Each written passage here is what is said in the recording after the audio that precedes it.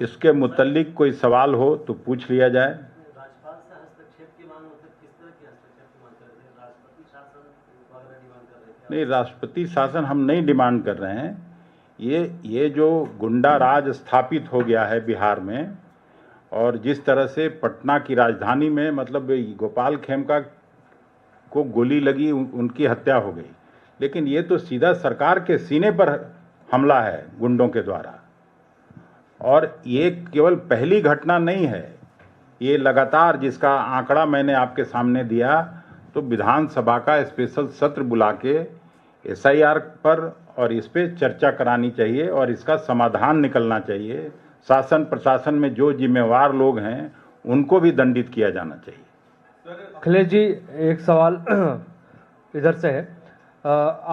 आप लोगों ने 11 सियासी दलों ने आप कांग्रेस के साथ चुनाव आयोग से आप लोगों ने मुलाकात की, घंटों की बातचीत हुई एसआईआर को लेके, और उसके बाद आप संतुष्ट नहीं हुए। आप लोगों ने कहा कि हमको जो जवाब चाहिए था वो जवाब मिल नहीं पाया है।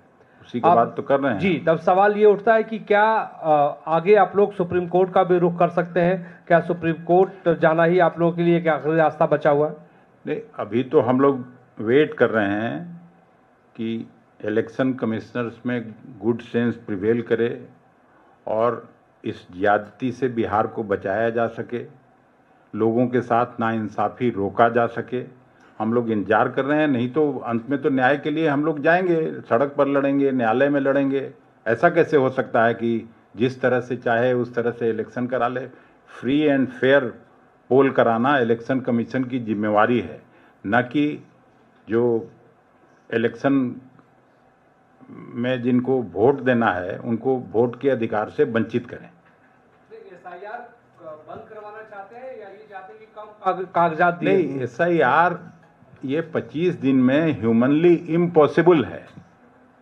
हमने बार बार कहा है, आप लोग जब भी इस तरह का सवाल उठाए हैं कि 2003 में इस तरह का हुआ था एसआईआर, और उस समय 1 साल लोकसभा का चुनाव दूर था, 2 साल बिहार विधानसभा का चुनाव दूर था, तो 25 दिन में ये कहाँ से पॉसिबल है कि 8 करोड़ मतदाताओं का सबसे सर्टिफिकेट, मेरे जैसा, हम एमपी हैं, 2 दशक हो जाएगा ये कार्यकाल पूरा करेंगे तो लोकसभा मतलब पार्लियामेंट में होते हुए। पहले तो आधार कार्ड बनाया गया, सबसे महत्वपूर्ण कागज़, अब आधार कार्ड हम लोगों के लिए हो गया। अब इसमें आधार कार्ड के आधार पर भी आप वोट नहीं दे सकते हैं। तो जितने तरह के सर्टिफिकेट का मांग कर रहे हैं उसमें तो मैं भी शायद वोटर लिस्ट से बाहर हो जाऊं।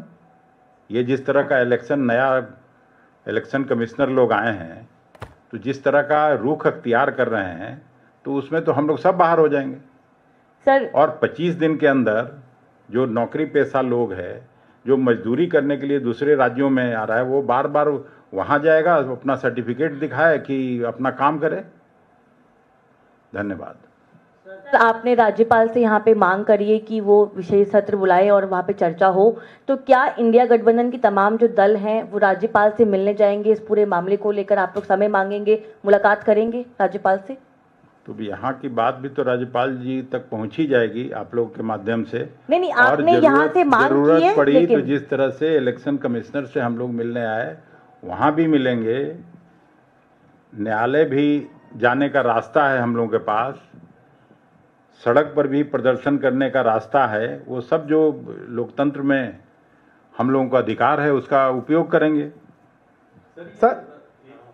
सर, मेरा सवाल ये है कि 14 जून को ही तमाम जो महकमा था उसमें फेरबदल हुआ था, और उसके बावजूद अभी जो गोपाल खेमका के परिवार ने आरोप लगाया कि 1.5 से 2 घंटे तक पुलिस नहीं पहुंची।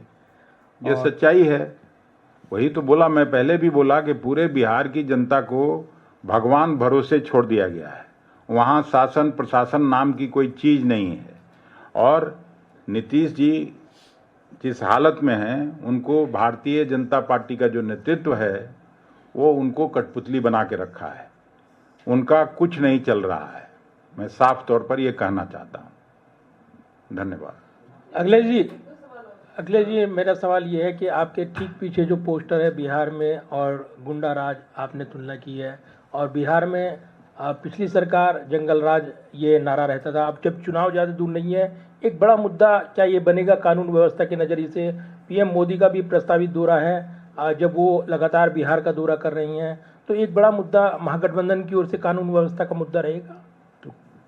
लोगों के की सुरक्षा, जान माल की सुरक्षा शायद सबसे अहम है किसी भी सरकार के लिए, किसी भी समाज के लिए। इससे बड़ी बात कुछ हो नहीं सकती है। 20 साल अब नीतीश जी के अगुवाई में ये सरकार बिहार में पूरा करने जा रही है, और अब भी जंगल राज और दूसरे सरकारों से तुलना अगर कोई कर रहा हो तो फिर भगवान ही मालिक है। 20 साल कोई कम होता है? 20 साल उनका हो गया, 11 साल इनका हो गया। और बिहार की क्या स्थिति है आप किसी से छिपा नहीं है। आज हम लोग इस गुंडा राज पर ही बात करने के लिए आपसे आए। सर, ये जो खेमका जी की हत्या हुई है उसमें आप लोग की मांग है, एक तो आप लोग मांग कर रहे कि राज्यपाल हस्तक्षेप करे, लेकिन जो जांच अब तक गठित की गई है उससे आप लोग संतुष्ट हैं, या किसी के खिलाफ कार्रवाई की भी मांग करे पुलिस प्रशासन? इस तरह का कागजी कार्रवाई तो हर हत्या में, हर बड़े घटना में होता है, लेकिन जब तक आमूल चूल परिवर्तन नहीं होगा शासन में, प्रशासन करने के तौर तरीके में, नीतीश जी को जिस तरह से बांध के रखा गया है भारतीय जनता पार्टी के लोगों के द्वारा, उसमें कहाँ से संभव है। नीतीश जी अगर पहले वाले नीतीश जी होते तो हमको लगता है कि नैतिकता के आधार पर इस्तीफा देके चल दिए होते, लेकिन उनको एक कठपुतली बना के चलाया जा रहा है। एक सवाल है एसआईआर से, क्योंकि एक एसआईआर से पूर्व मुख्य चुनाव आयुक्त हैं एसवाई कुरैशी, उन्होंने ये जो प्रक्रिया एसआईआर की उस पर सवाल खड़ा किया है, लेकिन उन्होंने उसी लेख में लिखा, आर्टिकल में, कि जो दस्तावेज जमा करने की अंतिम तारीख है, कई सवाल खड़े के पूरी प्रक्रिया पे जो टाइमिंग है, लेकिन उन्होंने एक सुझाव दिया कि दस्तावेज जमा करने की अंतिम जो तिथि है उसको बढ़ाना चाहिए चुनाव आयोग को। क्या इस सुझाव पे आप लोग सहमत होंगे? कल एक बड़ा लेख मैंने इंडियन एक्सप्रेस में भी देखा, आप लोग भी पढ़े होंगे। ये ह्यूमनली इम्पॉसिबल है इतने कम समय में, इसलिए इसको तुरंत मुझे लगता है कि वापस करना चाहिए। सही समय पर चुनाव होना है तो ये हो नहीं सकता है। जी, बिहार यूपी से ही जुड़ा हुआ सवाल है। हिंदी भाषा को लेकर राज ठाकरे एक बार फिर बिहार और उत्तर प्रदेश को निशाने पर ले रहे हैं। वो कह रहे हैं कि हिंदी भाषा बोलने वाले यूपी बिहार के लोग जो हैं वो आर्थिक रूप से पीछे हैं और ये लोग हमें फिर हिंदी सिखा रहे हैं। क्या हमें आर्थिक रूप से पीछे करना चाहते हैं? तो आप राज ठाकरे की क्यों बात करती हैं? वहाँ भी भारतीय जनता पार्टी की सरकार है और हमेशा से बिहारियों के साथ सौतेलेपन का व्यवहार ये लोग करते रहे हैं, जहाँ भी भारतीय जनता पार्टी की सरकार हो। ये कोई नई बात थोड़ी है। वहाँ वोट मांगने जरूर जाएंगे, वहाँ बिहार को नए नए सपने दिखाए जाएंगे। प्रधानमंत्री जी अभी जाने वाले हैं चंपारण में, मैं वहाँ का प्रतिनिधित्व कर चुका हूँ। 2014 के चुनावी सभा में उन्होंने वहीं पर कहा था कि इस बंद चीनी मिल के चिमनी से धुआं निकलेगा और अगली बार मैं जब आऊँगा तो इसी चीनी मिल के चीनी से मैं आप लोगों के साथ बैठकर चाय पीऊँगा। क्या हुआ? न चिमनी से धुआं निकल रहा है, न चीनी बन रहा है। फिर वहाँ जाके अब इस बार क्या कहेंगे हम, आप फिर आगे बैठेंगे तो बात करेंगे। धन्यवाद। आप कह रहे हैं कि नीतीश कुमार को बीजेपी ने बांध कर रखा है, पुराने जैसे रहते। भाई मैं जिस नीतीश कुमार क्या आप नीतीश कुमार को उनकी जिम्मेदारी से आजाद कर रहे हैं? उनकी कोई जिम्मेदारी नहीं है ये जो घटना हो रही है या लॉ एंड ऑर्डर का मामला? नीतीश कुमार जी को जितना मैं जानता हूँ, नीतीश कुमार जी ओरिजिनल नीतीश कुमार जी होते तो ऐसा नहीं हो सकता था। ये आप भी जानते हैं और हम सब बिहार के लोग जानते हैं। सर, जदयू कह रही है कि बिहार में संगठित अपराध नहीं है। जदयू कर रही है कि बिहार में संगठित अपराध नहीं है, यहाँ पर फ्रैक्शंस में क्राइम्स हो रहे हैं। तो इस व्याख्या से बिहार के लोग खुश होंगे कि संगठित अपराध नहीं है, और संगठित अपराध नहीं है तो ये क्या है?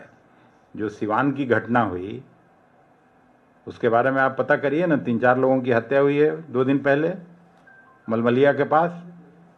तो संगठित अपराध नहीं है तो ये क्या है? और कहाँ पे? मुजफ्फरपुर में कितने लोग शिकार हुए, गया में, भागलपुर में, बांका में। लगातार अपराध जिस तरह से बढ़ रहा है हमने तो नहीं देखा कभी। हम लोग भी विधानसभा, लोकसभा, राज्यसभा में काम करते करते 2 दशक से ज़्यादा हो गया। चलिए, थैंक यू।